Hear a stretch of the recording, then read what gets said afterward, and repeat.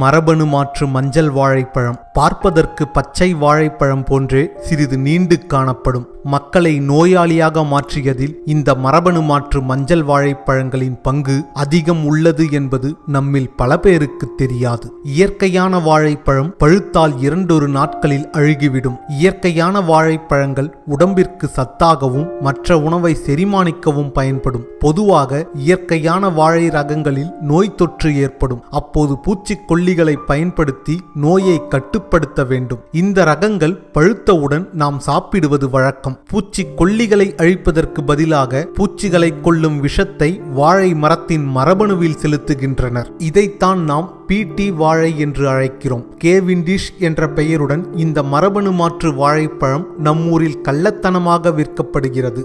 இப்பழங்களில் விஷத்தன்மை மிக அதிகமாக இருப்பதால் அமெரிக்காவில் இந்த வாழைப்பழம் பயிரிடவோ விற்கவோ அனுமதிக்கப்படவில்லை. இந்தியாவில் சர்வதேச கம்பெனிகள் இந்திய நிறுவனங்களின் துணையுடன் கள்ளத்தனமாக இவ்வகை மரபணு மாற்று கேவிண்டிஷ் வாழைப்பழத்தை பயிரிடவும் விற்பனை செய்யவும் ஆரம்பித்து விட்டனர். இந்த கேவிண்டிஷ் மரபணு மாற்று மஞ்சள் வாழைப்பழம் பெங்களூரு வாழைப்பழம் என்ற பெயரில் சென்னை உட்பட தமிழகம் முழுவதும் விற்கப்படுகிறது. முதலில் சென்னையில் சென்ட்ரல் எழும்பூர் ரயில் நிலையத்தில் பெங்களூரு வாழைப்பழம் என்ற பெயரில் இந்த PT வாழைப்பழம் விற்கப்பட்டது. மக்களுக்கோ வியாபாரிகளுக்கோ இதன் கொடூரத்தன்மை பற்றி எதுவும் தெரியாததால் சென்னை முழுவதும் இந்த வாழைப்பழ விற்பனை விரிவுபடுத்தப்பட்டது. மாதக்கணக்கில் வைத்திருந்து விற்றாலும் கெட்டுப்போகாது என்ற ஆசை வார்த்தை கூறி வியாபாரிகள் இந்த மரபணு மாற்று கேவிண்டிஷ் வாழைப்பழத்தை விற்கும் நிலைக்கு தள்ளப்பட்டார்கள். இதனால் சென்னையில் முக்கிய கம்பெனிகளின் சூப்பர் மார்க்கெட்டுகளில் வாழைப்பழம் மட்டுமே விற்கும் நிலை உள்ளது. மதுரை, சேலம், கோவை, நெல்லை போன்ற நகரங்களில் இந்த PT மரபணு மாற்று வாழைப்பழம் அறிமுகப்படுத்தப்பட்டாலும் இதற்கு போதிய வரவேற்பு இல்லை. இந்த மரபணு மாற்று வாழைப்பழம் இயற்கை வாழைப்பழம் போல் ருசியாக இருக்காது. இதனால் மற்ற நகரங்களில் இதனை யாரும் வாங்குவதில்லை. எனவே சென்னையில் அறிவிக்கப்படாத தடை போல் வேறு இயற்கையான வாழைப்பழமே விற்காத வண்ணம் சர்வதேச நிறுவனங்கள் கேவிண்டிஷ் வாழைப்பழம் மட்டுமே விற்கும் வண்ணம் ரகசியமாக சதி செய்துவிட்டன.